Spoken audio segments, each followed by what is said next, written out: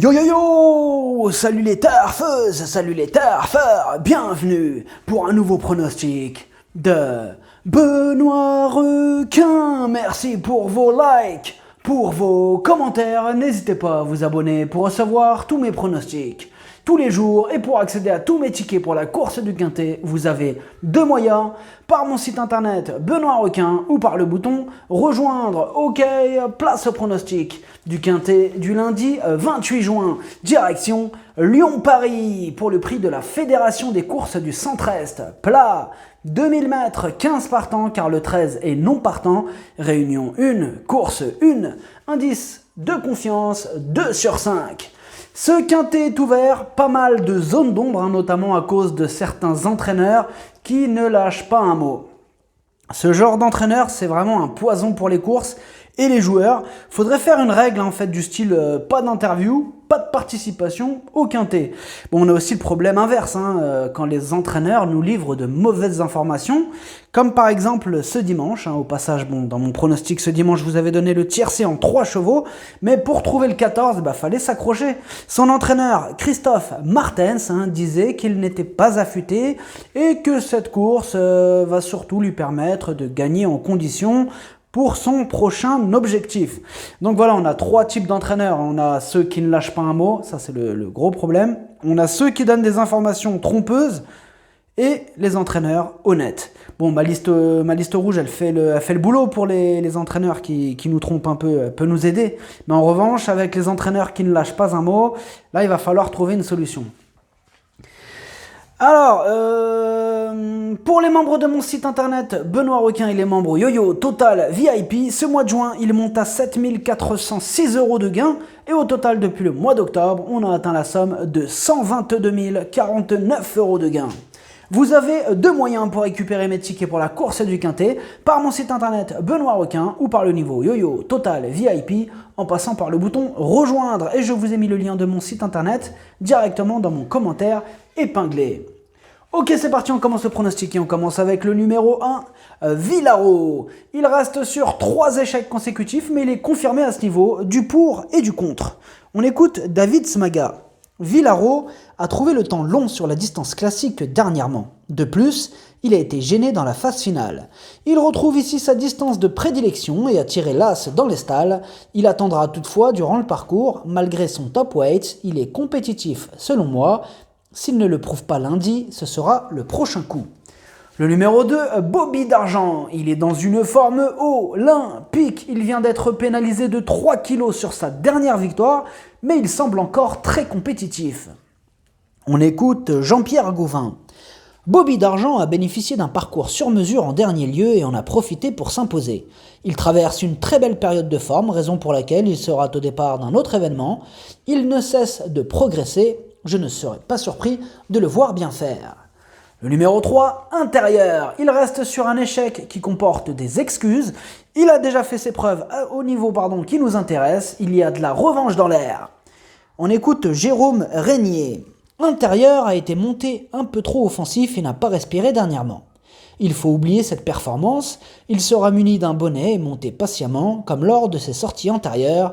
Il a moins de marge au poids, mais je le crois en mesure, avec un bon parcours et bien détendu, de s'octroyer une place. Le numéro 4, Cameron. Il reste sur 3 échecs consécutifs et sans exclure un réveil de sa part, il y a d'autres candidatures nous présentant de plus solides garanties.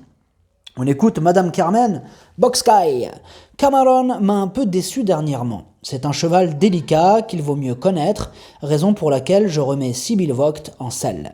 La distance est idéale et j'espère du bon terrain. Sa victoire de classe 1 l'hiver dernier l'a beaucoup pénalisé. Il n'a pas le niveau listed. Actuellement, sa situation au poids est meilleure. Il est en forme, lui. Le numéro 5, Jackson. Il reste sur un échec, mais il est confirmé à ce niveau. Il adore cette piste. Réhabilitation en vue. Et on est cool. Bah ouais. Et on écoute Michael Figga. Jackson n'a pas mal couru dernièrement. Il se plaît beaucoup à Lyon-Paris, il a même remporté ce Quintet en 2019. Son numéro en dehors est très pénalisant et va peut-être nous obliger à attendre. Néanmoins, je le pense capable de rentrer dans le Quintet, même si la victoire sera difficile. Le numéro 6, Mazeltov. Il reste sur un échec à ce niveau, il a remporté sa dernière course au niveau inférieur et son entourage profite de sa forme pour retenter à ce niveau. Méfiance. On écoute Christophe Escuder. Mazeltov a réalisé un très joli printemps, alignant les bons résultats. Dorénavant, il doit prouver sa compétitivité à ce niveau de la compétition en 37,5 de valeur. On va voir. Le numéro 7, Maidomo. Il enchaîne les podiums et les victoires. Bon, il monte ici de catégorie, pénalisé de 3 kg, mais ses limites sont inconnues, il peut faire mal. Et on écoute Charlie Rossi. Maidomo fait toutes ses courses. Il est assez imposant et progresse au fil du temps. Il vient de remporter son premier handicap et au regard de sa nouvelle valeur, on se retrouve dans un quintet. J'espère qu'il nous fera encore plaisir, je sais qu'il donnera le meilleur sur la piste. Le seul paramètre que je ne maîtrise pas, c'est le terrain lourd. Le numéro 8, Cœur Massen. Elle est régulière, bon certes elle reste sur un échec et à ce niveau, mais son entourage y croit, attention à elle. On écoute Jean-Pierre Gauvin. Cœur Massen a joué de malchance dans la phase finale en dernier lieu pour sa première sortie chez moi. Dès lors, on retente à ce niveau. Le matin, je la trouve en très belle condition et l'état du terrain ne devrait pas la déranger. Des points positifs qui nous laissent penser qu'une place n'est pas à exclure. Le numéro 9, Carter and Go.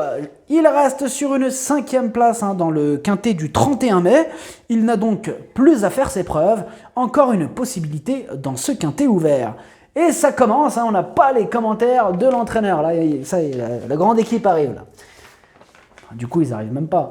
Le numéro 10, Right House Love. Il a la pêche, il a remporté ses 2 dernières courses. Il passe un test à ce niveau. Ce sera son premier quintet, tout en subissant du coup une pénalité pondérale de 4 kg. Mais il peut encore frapper un grand coup. On écoute Christophe Escuder. Right House Love a fait forte impression pour sa première sortie sous ma férule. Je l'ai acheté aux ventes. Il a mis beaucoup de temps avant de pouvoir se dégager.